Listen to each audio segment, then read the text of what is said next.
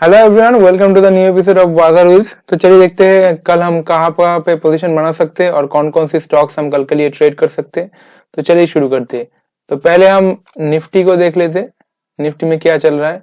Nifty में अगर आप देखोगे तो आज 82 पॉइंट्स का एक नेगेटिव मूवमेंट आया।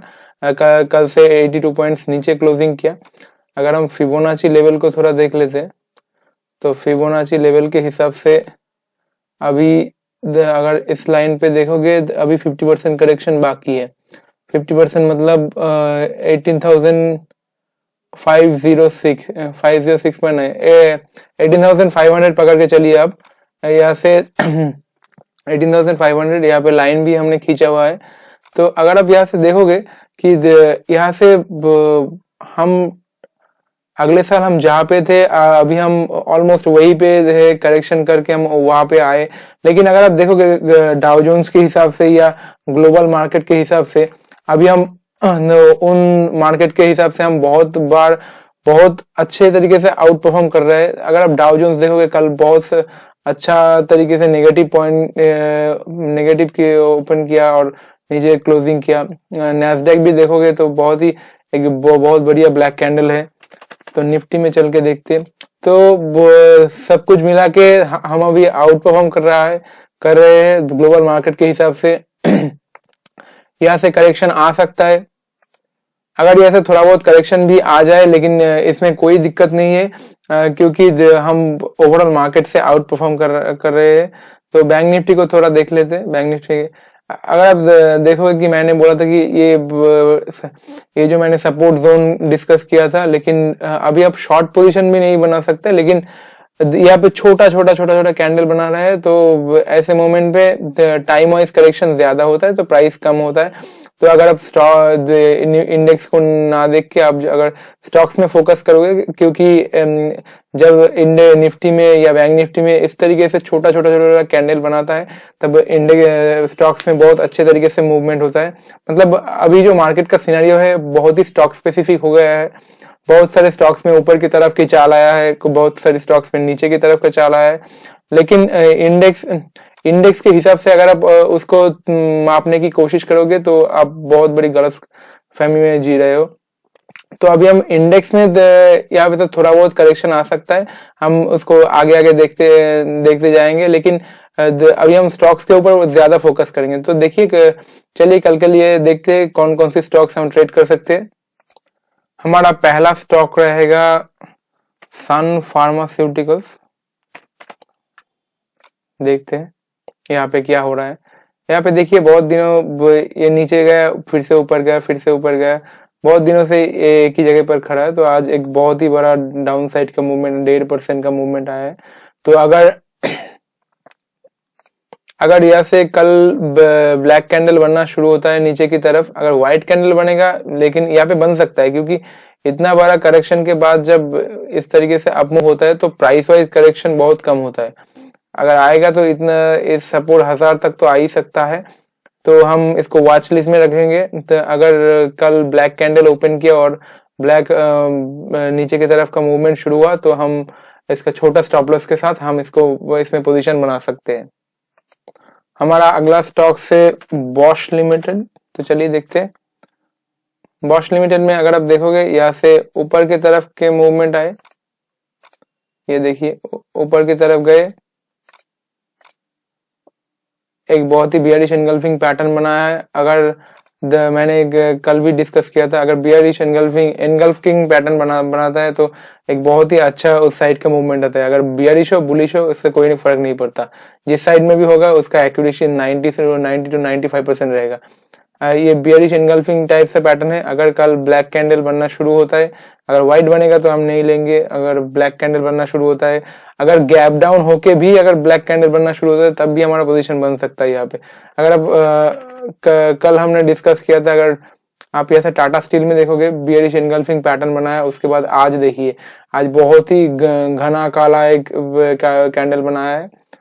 तो हमारा नेक्स्ट स्टॉक्स में हम चर्चा कर लेते हैं। लेकिन बियरिश एनगल्फिंग पैटर्न बहुत ही बढ़िया मूवमेंट रहता है।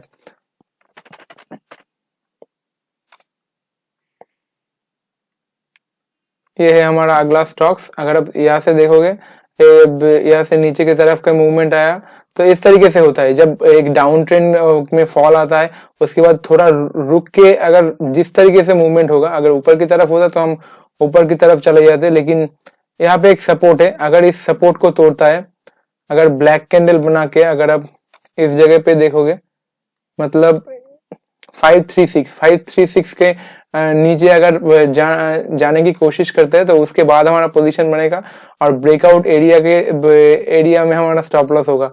और अगर ब्रेकआउट एरिया के ऊपर अगर चले जाते हैं तो हमारा स्टॉप लॉस हिट हो जाएगा। लेकिन ये बहुत ही अच्छा स्टॉक्स है, आप इसको वॉच लिस्ट में रख सकते हो। अगला स्टॉक्स है नवीन फ्लोरिन। चलिए क्या हाल चाल है देख लेते हैं इसमें। देखिए यहाँ पे भी कंसोलिडेशन हुआ है, उसके बाद एक बियरिश एनगल्फिंग, मतलब जब एनगल्फिंग पैटर्न बनता है तो सिर्फ ट्रेंड के बाद भी नहीं, बियरिश एनगल्फिंग या बुलिश एनगल्फिंग एक कंसोलिडेशन के बाद भी बनता है, उसको भी हम बियरिश एनगल्फिंग या बुलिश एनगल्फिंग कह सकते हैं। अगर आप यहाँ से देखोगे तो बियरिश एनगल्फिंग बनाया, जैसे कि हमने देखा कि अगर इसके बाद ब्लैक कैंडल बनना शुरू होता है तो हम इसमें पोजीशन बना सकते हैं। अब एक बहुत ही बढ़िया स्टॉक्स है इसके बाद एमआरएफ लिमिटेड। अगर आप एमआरएफ लिमिटेड में देखोगे कि अप ट्रेंड हुआ, हमने नवीन फ्लोरिन में देखा कि एक कंसोलिडेशन के बाद बियरिश एनगल्फिंग बना है। अगर आप यहाँ से देखोगे कि अप ट्रेंड के बाद एक छोटा छोटा कैंडल बना के बियरिश एनगल्फिंग पैटर्न बनाया है। तो ट्रेंड में भी बन सकता है बियरिश एनगल्फिंग, बुलिश एनगल्फिंग, या कंसोलिडेशन के बाद भी बन सकता है, और दोनों को ही हम कैलकुलेट करेंगे कैंडलस्टिक के हिसाब से। तो यहाँ पे अप ट्रेंड बना, इसके बाद बियरिश एनगल्फिंग बना, और अगर इसके बाद ब्लैक कैंडल बनना शुरू होता है तो हम इसको हम पोजीशन ले सकते हैं इसमें। तो इसके बाद हम देख लेते हैं यहाँ पे कौन सा स्टॉक्स अभी है।